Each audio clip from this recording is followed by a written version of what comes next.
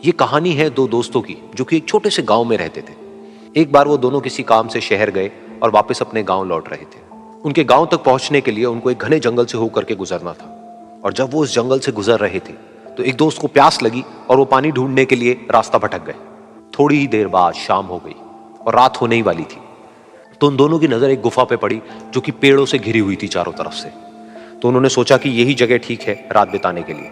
तो दोनों ने कुछ लकड़ियां इकट्ठी करी, उस गुफा के अंदर गए और आग जला करके वहां पे बैठ गए। रात का वक्त था, गुफा के अंदर आग जल रही थी, बाहर बिल्कुल अंधेरा था और कुछ जानवरों की आवाजें आ रही थी। तो उन दोनों में से जो एक दोस्त था वो अंदर ही अंदर डरने लगा, क्योंकि उसने भूत प्रेतों की बहुत कहानियां सुनी थी कि रात के वक्त जंगल में कुछ भयानक आत्माएं भटकती हैं और अगर उनको कोई ऐसा भटका हुआ आदमी मिल जाए तो उसको नहीं छोड़ती।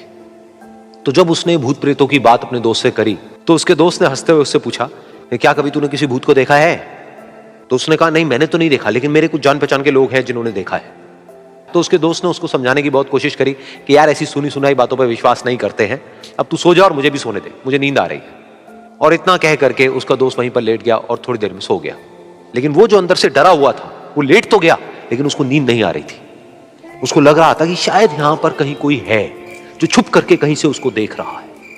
उस आग की वजह से कुछ परछाइयां बन रही थी वहां पर पत्थरों पर, तो उन परछाइयों को देख करके भी वो डर रहा था। फिर कुछ घंटे तक ऐसे ही चलता रहा। फिर उसके बाद में क्योंकि वो थका हुआ था तो उसको नींद आ गई। लेकिन नींद आने के कुछ देर बाद ही उसको एक सपना आया।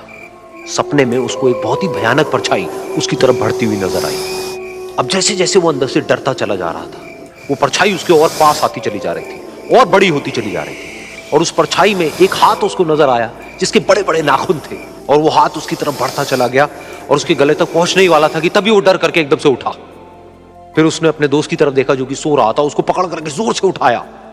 फिर उसने अपने दोस्त को बताया कि उसके साथ में क्या हुआ। तो उसका दोस्त फिर हंसने लगा। फिर उसके दोस्त ने उसको कहा, अब अगर दोबारा से तुझे वो परछाई दिखे तो तू वही कहियो जो मैं तुझे कह रहा हूं कहने के लिए, फिर देखते हैं वो परछाई तेरा क्या करती है। तुझे अपने अंदर ही अंदर बोलना है, मैं तुझसे नहीं डरता, सामने आ।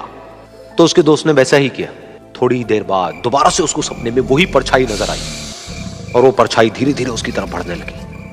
लेकिन इस बार वो उस परछाई से डरा नहीं, बल्कि अपनी पूरी हिम्मत जुटा करके उसने वही कहा, मैं तुझसे नहीं डरता, सामने आ। मैं तुझसे नहीं डरता, सामने आ।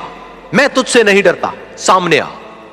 जैसे जैसे वो ये बोलने लगा वो परछाई छोटी होने लगी और उससे दूर होने लगी। वो बोलता रहा, वो परछाई छोटी होती रही और धीरे धीरे वो परछाई दिखनी बंद हो गई।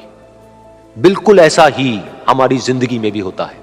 हमारे अंदर जितने भी डर हैं, उससे हम जितना डरते हैं हम उतना ही छोटे होते चले जाते हैं और वो डर उतने ही बड़े होते चले जाते हैं। लेकिन अगर हम अपने अंदर के डरों से नहीं डरते हैं और उसका सामना करते हैं तो दुनिया का ऐसा कोई भी डर नहीं है जो कि हमें डरा पाए।